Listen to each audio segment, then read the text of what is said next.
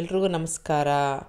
ಸಂಜೆ ಹೊತ್ತು ಖಾರವಾಗಿ ಏನಾದ್ರು ತಿನ್ನಬೇಕು, ಅದು ಬೇಗ ಆಗಬೇಕು ಅಂತಂದರೆ ಈ ಪೇಪರ್ ಅವಲಕ್ಕಿಯಿಂದ ಒಂದು ಚಿವಡ ಮಾಡ್ಕೊಂಬಿಡೋಣ. ತುಂಬ ಗರ್ಗರಿಯಾಗಿ ತುಂಬ ಚೆನ್ನಾಗಿರುತ್ತೆ. ಎಣ್ಣೆ ಕೂಡ ಜಾಸ್ತಿ ಹಿಡಿಸಲ್ಲ, ಟೈಮ್ ಕೂಡ ಜಾಸ್ತಿ ಹಿಡಿಸಲ್ಲ. ಮೊದಲನೇದಾಗಿ ಇಲ್ಲಿ ನಾನು 1 ಕಪ್ನಷ್ಟು ಪುದೀನ ತೊಳ್ಕೊಂಡು ಅದನ್ನು ಚೆನ್ನಾಗಿ ಬಟ್ಟೆನಲ್ಲಿ ಒರೆಸ್ಕೊಂಡು, ನೀರಿನಂಶ ಇರೋದು ಬೇಡ, ಹಾಕ್ಕೊಂಡು ಗ್ರೈಂಡ್ ಮಾಡ್ಕೋತಾ ಇದ್ದೀನಿ. ನೀರು ಹಾಕೋದು ಬೇಡ, ಈ ಥರ ಪುಡಿಯಾಗಿ ಆಗಬೇಕು. ಇದು ಪುದೀನ ಫ್ಲೇವರ್ ಇರೋದರಿಂದ ತುಂಬ ಚೆನ್ನಾಗಿರುತ್ತೆ. ಈಗ ನಾನು ಒಂದು ತಟ್ಟೆಗೆ ಅವಲಕ್ಕಿನ ಹಾಕೋತಾ ಇದ್ದೀನಿ. ಅಕಸ್ಮಾತಾಗಿ ಅದರಲ್ಲಿ ಧೂಳಿದೆ ಅಂತಂದರೆ ಒಂದು ಸಲ ಜರಡಿ ಹಿಡ್ಕೊಂಬಿಡೋದು ಒಳ್ಳೆಯದು. ಈಗ ಇದಕ್ಕೆ ಸ್ವಲ್ಪ ಉಪ್ಪು ಮತ್ತು ಬ್ಲ್ಯಾಕ್ ಸಾಲ್ಟ್ ಇರುತ್ತಲ್ಲ, ಅದನ್ನು ಹಾಕ್ಕೊಂಡು ಚೆನ್ನಾಗಿ ಮಿಕ್ಸ್ ಮಾಡ್ಕೋತಾ ಇದ್ದೀನಿ. ಇದು ಒಂದು ತಯಾರಿ ಮಾಡ್ಕೋತಾ ಇರೋದು.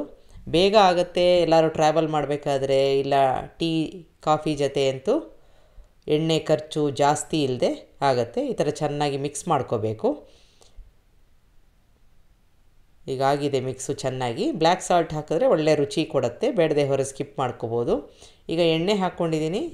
ಎಣ್ಣೆ ಹಾಕ್ಕೊಂಡು ಇದಕ್ಕೆ 1 ಹಿಡಿಯಷ್ಟು ಕಡಲೆಕಾಯಿ ಬೀಜ ಹಾಕ್ಕೋತಾ ಇದ್ದೀನಿ. ನಿಮಗೆ ಜಾಸ್ತಿ ಬೇಕು ಅಂತಂದರೆ ಹಾಕ್ಕೋಬೋದು, ಕಡಿಮೆ ಬೇಕಾದರೂ ಮಾಡ್ಕೋಬೋದು. ಚೆನ್ನಾಗಿ ಗರ್ಗರಿ ಆಗಬೇಕು. ಇದಕ್ಕೆ ಹುರ್ಗಡ್ಲೆ, ಬೇಕಾದರೆ ನೀವು ಡ್ರೈ ಫ್ರೂಟ್ಸ್ ಕೂಡ ಹಾಕ್ಕೋಬೋದು, ಬಾದಾಮಿ ಗೋಡಂಬಿ ಎಲ್ಲವನ್ನೂ ಹಾಕ್ಕೋಬೋದು. ಒಣಕೊಬ್ಬರಿನ ಈ ಥರ ಹೆಚ್ಕೊಂಡಿರೋ ಅಂಥದ್ದನ್ನು ಹಾಕ್ಕೊಂಡು ಸ್ವಲ್ಪ ಕಲರ್ ಬರೋ ತನಕ ಎಣ್ಣೆಯಲ್ಲಿ ಬಾಡಿಸ್ಕೋಬೇಕು. ಈಗ ಸ್ವಲ್ಪ ಕಲರ್ ಬಂದಿದೆ. ಧಾರಾಳವಾಗಿ ಕರಿಬೇವಿನ ಸೊಪ್ಪು ಹಾಕ್ಕೊಂಡಿದ್ದೀನಿ. ಎಲ್ಲವನ್ನು ಚೆನ್ನಾಗಿ ಗರ್ಗರಿ ಆಗೋ ತನಕ ಎಣ್ಣೆಯಲ್ಲಿ ಬಾಡಿಸ್ಕೊಂಡು ತೆಕ್ಕೊಂಬಿಡಬೇಕು. ಈಗ ಒಂದು ತಟ್ಟೆಗೆ ತೆಕ್ಕೊಂಬಿಡೋಣ. ಇರೋ ಎಣ್ಣೆನೇ ಸಾಕು, ಆನಂತರದಲ್ಲಿ ಅದನ್ನು ಉಪಯೋಗಿಸ್ಕೊಳ್ಳೋಣ. ಇದಕ್ಕೆ ಸಾಸಿವೆ ಹಾಕ್ಕೊಂಡಿದ್ದೀನಿ. ಚೆನ್ನಾಗಿ ಚಟಪಟ ಅನ್ನಬೇಕು.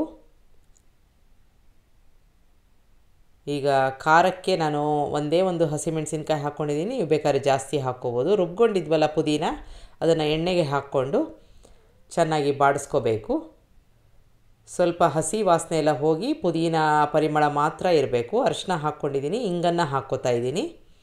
ಒಣಮೆಣಸಿನ್ಕಾಯಿ ಚೂರು, ಇದು ಅಲಂಕಾರಕ್ಕೆ ಮಾತ್ರ. ಎಲ್ಲವನ್ನು ಚೆನ್ನಾಗಿ ಬಾಡಿಸ್ಕೊಂಬಿಡೋಣ. ಈಗ ಪುದೀನ ಸೊಪ್ಪಲ್ಲಿ ನೀರಿನಂಶ ಹೋಗಿ ಎಣ್ಣೆ ರಿಲೀಸ್ ಆಗಿದೆ. ಇದಕ್ಕೆ ಅವಲಕ್ಕಿನ ಹಾಕ್ಕೋಬೇಕು. ಸಣ್ಣ ಊರಿನಲ್ಲಿ ಇದನ್ನು ನಿಧಾನಕ್ಕೆ ಅವಲಕ್ಕಿ ಎಲ್ಲ ಚೂರು ಚೂರು ಆಗದ ಇರೋ ಹಾಗೆ ಮಿಕ್ಸ್ ಮಾಡ್ಕೋಬೇಕು. ಈಗ ಎಲ್ಲದಕ್ಕೂ ಒಳ್ಳೆ ಕಲರ್ ಬರುತ್ತೆ, ಪರಿಮಳ ಬರುತ್ತೆ, ತುಂಬ ಚೆನ್ನಾಗಿರುತ್ತೆ. ನೋಡಿ, ಲೈಟಾಗಿ ಕಲರು ಬಂದಿದೆ. ಗರ್ಗರಿ ಆಗೋ ತನಕ ಸಣ್ಣ ಊರಿನಲ್ಲಿ ಹುರ್ಕೋಬೇಕು. ತುಂಬ ಹಗುರವಾಗಿ ಕೈಯನ್ನು ಆಡಿಸ್ಬೇಕು, ಇಲ್ಲಾಂತಂದರೆ ಎಲ್ಲ ಚೂರು ಚೂರು ಆಗಿಬಿಡುತ್ತೆ. ಈಗ ನೋಡ್ಕೊಳ್ಳೋಣ ಗರ್ಗರಿಯಾಗಿದೆಯಾ ಅಂತ. ಆಗಿದೆ ಅಂತ ಆದರೆ ಸ್ವಿಚ್ ಆಫ್ ಮಾಡ್ಕೋಬೋದು. ಅವಲಕ್ಕಿ ಸಂಪೂರ್ಣವಾಗಿ ಗರ್ಗರಿಯಾಗಿ ಆಗಬೇಕು. ಈಗ ಸ್ವಿಚ್ ಆಫ್ ಮಾಡಿಕೊಂಡು ತೆಕ್ಕೊಂಡು ನಾವೀಗಾಗಲೇ ಹುರಿದು ಇಟ್ಕೊಂಡಿರೋ ಕಡಲೆಕಾಯಿ ಬೀಜ, ಹುರ್ಗಡ್ಲೆ ಎಲ್ಲವನ್ನು ಹಾಕ್ಕೋಬೇಕು. ಚೆನ್ನಾಗಿ ಮಿಕ್ಸ್ ಮಾಡಿಕೊಂಡ್ರೆ ನಮ್ಮ ಚಿವಡ ರೆಡಿ ಆಯಿತು. ನೋಡಿದ್ರಲ್ಲ, ತುಂಬ ಚೆನ್ನಾಗಿರುತ್ತೆ, ಪುದೀನ ಫ್ಲೇವರ್ದು. ಒಂದು ಸಲ ಮಾಡಿ ನೋಡಿ.